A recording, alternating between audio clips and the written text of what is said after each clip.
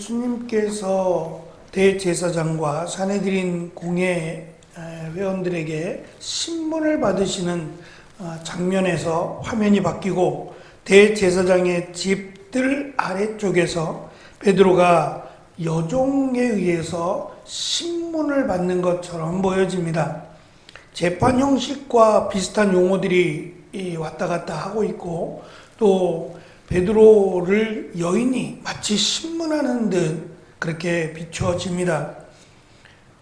흥미로운 점은 이 세 번에 걸친 신문이라고 하는 이 세 번이라고 하는 숫자입니다.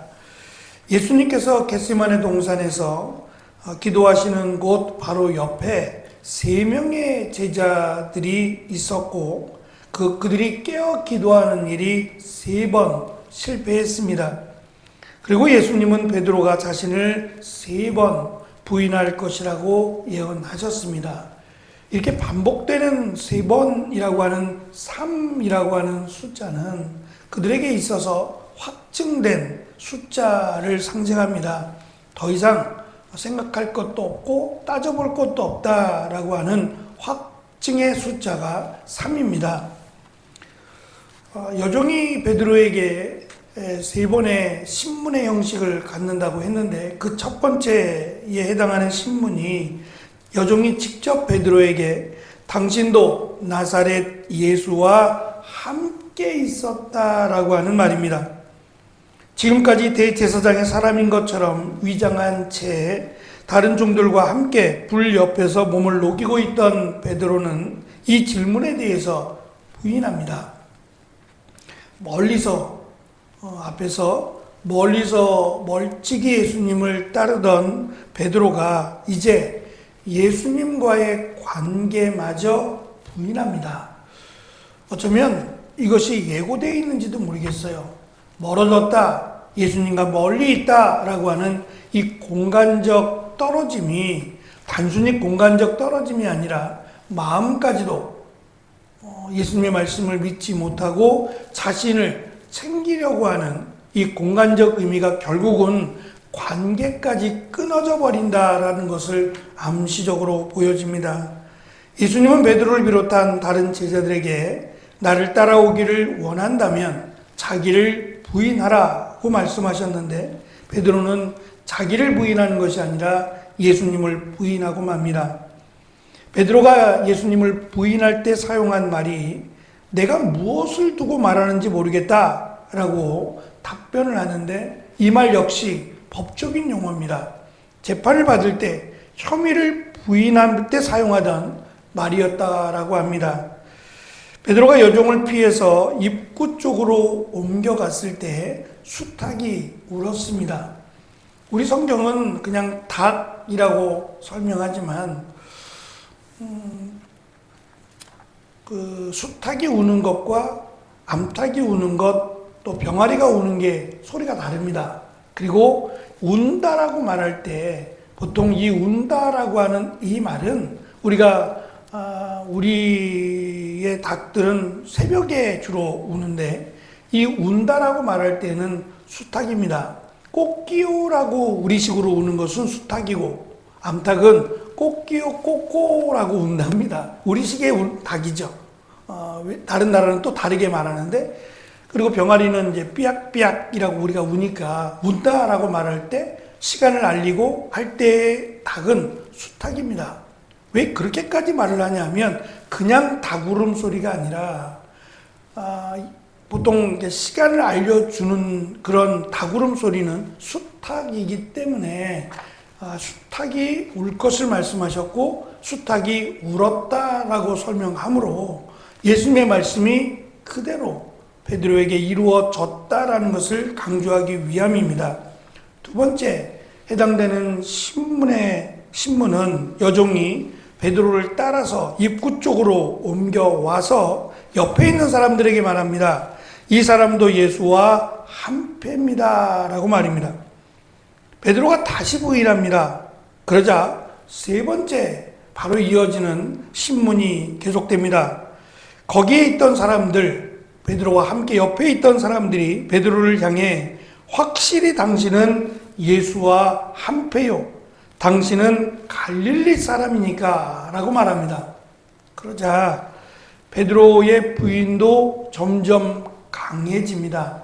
점점 더 확고해지고 이번에는 맹세하고 저주까지 하면서 당신들이 말하는 사람이 누구인지 나는 모른다 라고 말을 합니다. 그러자 수탉이 두 번째 웁니다. 베드로는 수탉이 두 번 울기 전에 내가 나를 세 번이나 부인하리라는 말씀이 생각이 나서 밖으로 뛰쳐나가 울었다고 72절은 강조합니다. 예수님은 자신을 베드로가 세 번이나 부인할 것을 예언하셨고 그 일이 이루어졌을 때 베드로가 회개하고 통곡했다라는 것을 어찌 보면 의도적으로 밝히는 것 같아요. 사실은 베드로에게 있어서 사도로서 또는 수제자로서 예수님의 맡기신 이 일을 감당함에 있어서 이 사건은 베드로에게 씻을 수 없는 수치와 늘 그 아픈 상처였을 겁니다. 그래서 이것 때문은 아니지만 베드로가 예루살렘 교회의 대표가 되지 못했던 것도, 그리고 그가 마지막 이방인들을 위한 사도로서 일을 감당하게 된 것도 이 사건과 무관하지 않습니다. 중요한 것은 이 사건을 기록한 것이 베드로의 흠을 잡기 위함이 아니었다는 점이에요. 우리가 잘 아는 네로 황제라고 하는 로마의 황제가 약간 광기가 좀 있는 왕인데, 이 네로가 자신이 이게 불을 질러놓고 화재를 해놓고 이것을 그리스도인들에게 떠넘겼어요. 떠넘겨서 그것을 빌미로 기독교인들, 그리스도를 믿는 사람들을 로마에서 내보낸 적이 있습니다. 그때 이 네로 황제가 예수 그리스도를 부인하고 기독교 공동체를 배신하도록 강요했고, 실제로 많은 이들이 배신했다고 합니다. 그렇지 않으면 자기만이 아니라 사랑하는 가족들이 자기 때문에 죽임을 당해야 했고, 심지어는 자신의 모든 것을 빼앗겼어요.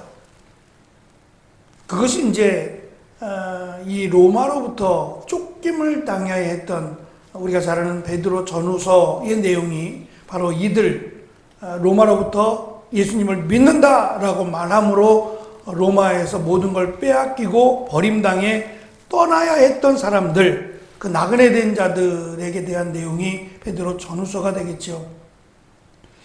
어쨌든 불과 얼마 전에 이 마가복음이 기록된 연도를 따졌을 때 불과 얼마 전 10년 안쪽으로 이 사건이, 네로의 사건이 벌어진 겁니다. 그 네로의 사건으로 말미암아 예수님을 부인했던 수많은 사람들에게 이 베드로의 이야기는 희망이 된다는 겁니다.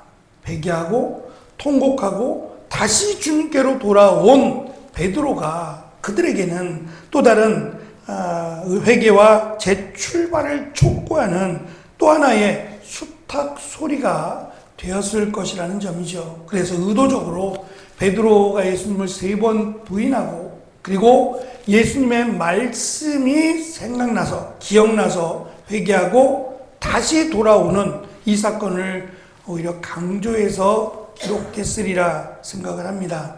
수탉 소리가 아니라 예수님의 말씀이 기억나서 회개했다라는 점이 두드러집니다. 그래서 무엇보다 예수님의 말씀이 그의 안에 있었다.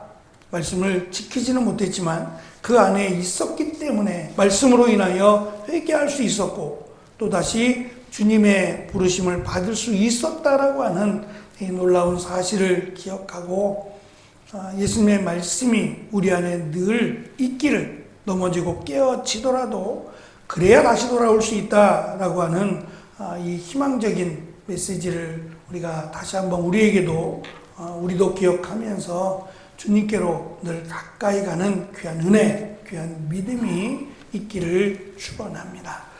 기도하겠습니다. 주님.